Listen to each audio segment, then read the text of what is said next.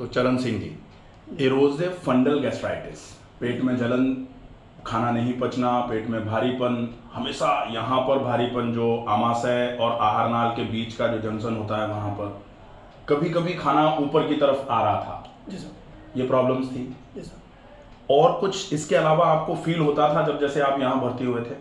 उससे पहले तो मेरा जलन होती थी बार बार।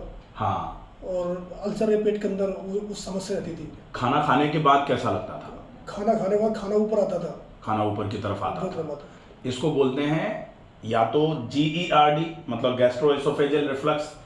और ये इसके होने का रीज़न क्या होता है कि पेट में कहीं स्टमक में कोई दिक्कत है। अब स्टमक में अपनी एंडोस्कोपी में इरोसिव फंडल गैस्ट्राइटिस आया था। जी सर। यहाँ भर्ती हुए, लोग कहते हैं कि गैस्ट्राइटिस में आराम नहीं मिल पाता। अब चूंकि यहाँ आप सिर्फ भोजन, आप देख रहे हैं 5वां दिन है आज आपका, भोजन की चिकित्सा जिसको आहार चिकित्सा बोला जाता है, साथ में प्राकृतिक चिकित्सा में मिट्टी की पट्टियाँ, एनिमा, ठंडे पानी में बैठना भी है, वो भी चीज़ें चल रही हैं। पट्टियाँ भी लग रही हैं पेट पर, पट्टियाँ बंध रही हैं पेट पर, साथ में बर्फ की सिकाई भी हो रही है रात को। फिर व्यायाम का भी नियम आपको बताया हुआ है, योगा का भी है, सवेरे और शाम दोनों टाइम। इसमें आपको कितना आराम लगा? जी साहब, मेरी तकरीबन 70% बीमारी खत्म हो चुकी थी, लेकिन कल मेरे से जो गलती हुई है, हाँ, उसके अब ये चूंकि बनाया सिर्फ इसलिए ही जा रहा है कि सामान्य तौर पर लोग ये कहते हैं कि आप एक बार ये बता दो कि कोई भर्ती हो, उसको कोई आराम हो रहा हो, तो अपना जैसे एंडोस्कोपी में confirm case of erosive फंडल gastritis था, आपको खाना ऊपर की तरफ आता था और पाचन संबंधी विकार भी सारे के सारे आपको फील हो रहे थे, पेट साफ होने में भी दिक्कत थी। जी सर। अब 4 दिन में 5 दिन में आपको आराम हुआ।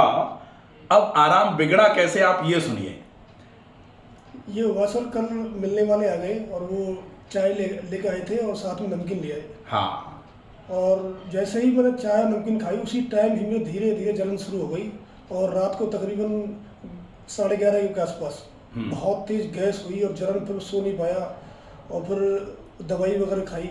उसके बाद 3 अच्छा, ये जैसे दवाई कल खाई आपने, कल के पहले 4 दिन से आपने दवाई भी उसी दिन से छोड़ दी सर। मैं जब एडमिट हुआ यहाँ पर, उसी दिन से मैंने दवाई बिल्कुल ही त्याग दी थी। दवाई के बिना आराम था, लेकिन आराम में गड़बड़ी किसने करी कि चाय पी ली, चाय नमकीन और नमकीन भी खा ली। अब सामान्य तौर पर जो आहार का फॉलोअप जिनको करना है, जैसे गैस्ट्राइटिस है या फिर इरोसिव गैस्ट्राइटिस है, गैस्ट्राइटिस के कई टाइप वीडियो पहले बहुत सारे बना रखे हैं, जिसमें आपका आमाशय के किस हिस्से में, जैसे अपने फंडल हिस्से में प्रॉब्लम है, किसी के कॉर्पोरल मतलब बॉडी जो बीच का हिस्सा होता है उसमें प्रॉब्लम है, किसी के एंट्रम में प्रॉब्लम है तो एंट्रल गैस्ट्राइटिस होती है।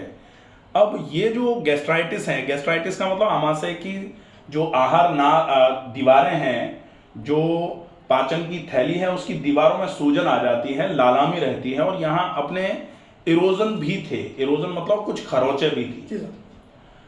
अब आराम मिला केवल खाने से नहीं, क्योंकि आप यहाँ देख रहे हैं कि हम खाने में तो जो खिलाना है वो दे ही रहे हैं, तो आपकी क्वालिटी ऑफ फूड या व्हाट टू ईट तो आपका ठीक है ही, लेकिन साथ में आपकी टाइमिंग भी है कि जैसे घंटी बजती है उस समय आपको खाना खाने के लिए जाना है।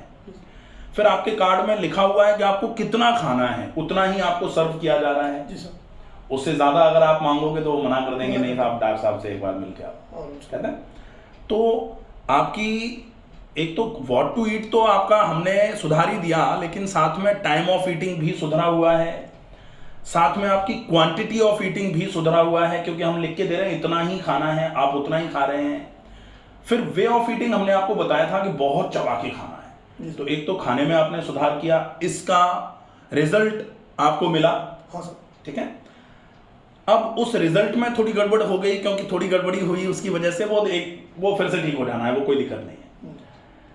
इसी क्रम को अगर सही तरीके से फॉलो करते रहा जाए और थोड़ा समय निकाला जाए तो आहार के सारे नियम, क्या खाना है, कब खाना है, मात्रा कितनी होनी चाहिए, कैसे खाना है, और किसके साथ क्या खाना है और किसके साथ क्या नहीं खाना है, कॉम्बिनेशन ऑफ फूड, ये भी ध्यान रखते हैं यहाँ। हाँ, इसके बाद यहाँ अकेले इससे उपचार हो जाएगा, ये सोच भी थोड़ी सी पूरी सही नहीं है कि लोग कहें कि केवल खाना पीना सही करने से ठीक हो जाएंगे, अकेला वो नहीं। अगर इस बीमारी से पार पानी है तो आहार के अलावा आपको व्यायाम भी करना पड़ेगा। आपको यहाँ व्यायाम भी कराया जा रहा है। आपकी शुद्धि करनी पड़ेगी, आपके पाचन तंत्र की शुद्धि। तो सबसे पहले शुद्धिकर्म ही होता है। यहाँ जागते हैं, घंटी बजती है, जाग गए, जागते ही पानी पीते हैं, पानी पी के मोशन जाते हैं, हाथ मुंह धो के मंजन करके फिर अपन नैतिक कुंजल में आते हैं। तो वो क्रियाएं भी कर रहे हैं, शुद्धिकर्म बोला जाता है उसको। अब नैतिक कुंजल करने के बाद फिर आपको सौंफ पानी दिया जाता है। उसके बाद फिर आप व्यायाम में आते हैं, योगा कराया जा रहा है।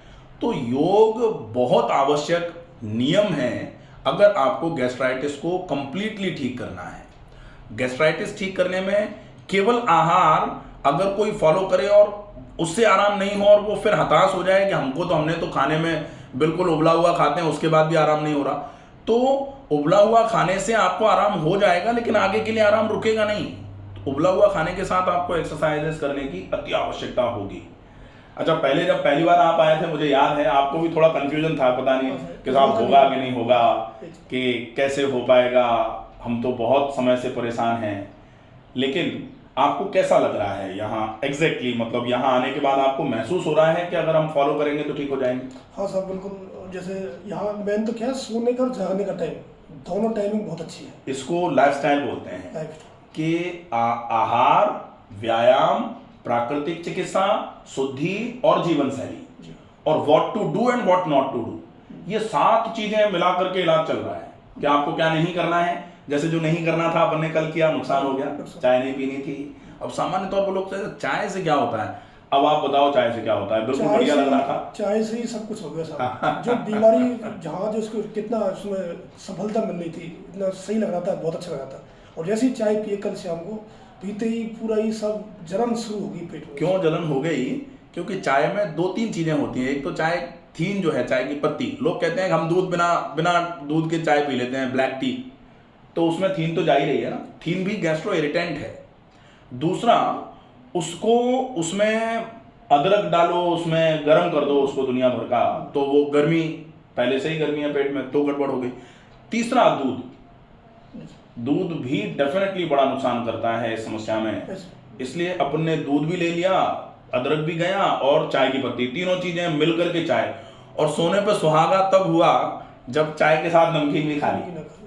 अब नमकीन में, और वो भी भाई घर की बनाई हुई नमकीन हो, थोड़ा सा सही तेल में हो, तो कभी कभार थोड़ा बहुत खाया जा सकता है। हालांकि अभी इस फेज में नहीं खाया जा सकता कि अभी इलाज चल रहा है और बीच में खाना है, बीच में नहीं, थोड़ा ठीक हो जाए उसके बाद कभी कभार के लिए अपन खा सकते हैं।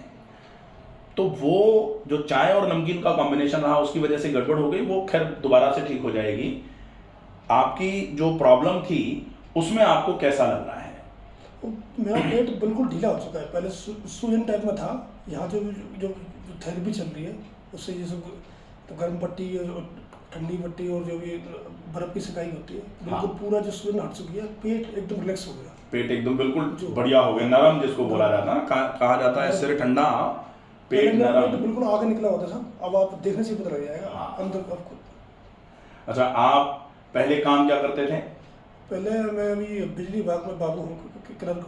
अच्छा, तो पूरे दिन बैठने का काम है। बैठने का काम है। उससे पहले आर्मी में रहा हूँ 16 साल। उस टाइम मेरा फिजिकल फिटनेस बहुत अच्छी। अच्छा, आर्मी में रहे हैं तो फिजिकल फिटनेस तो डेफिनेटली भाई वहाँ तो बहुत काम होता है, या फिजिकली बहुत फिट रहने की आवश्यकता होती है। तो जब तक व्यायाम अच्छे तरीके से किया तब तक खाना पीना ज़्यादा मैटर नहीं किया।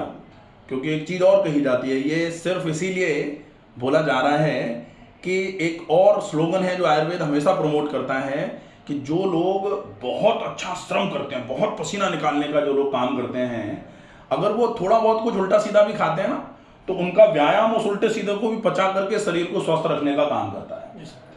लेकिन जब इंसान व्यायाम करना छोड़ दे, फिर वो कुछ भी करता रहे, फिर बहुत मुश्किल है।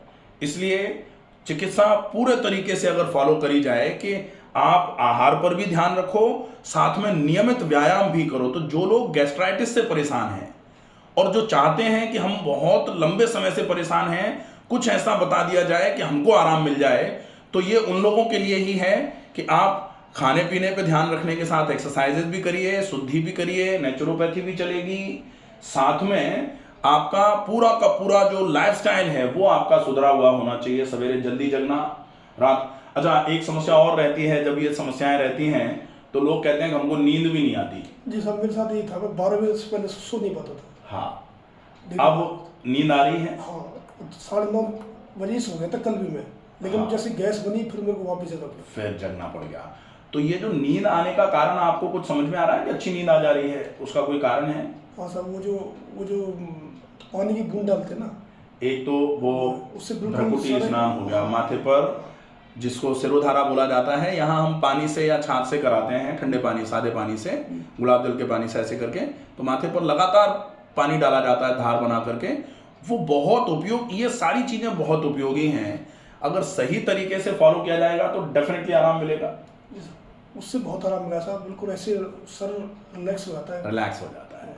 चलिए, बहुत बढ़िया, ठीक है।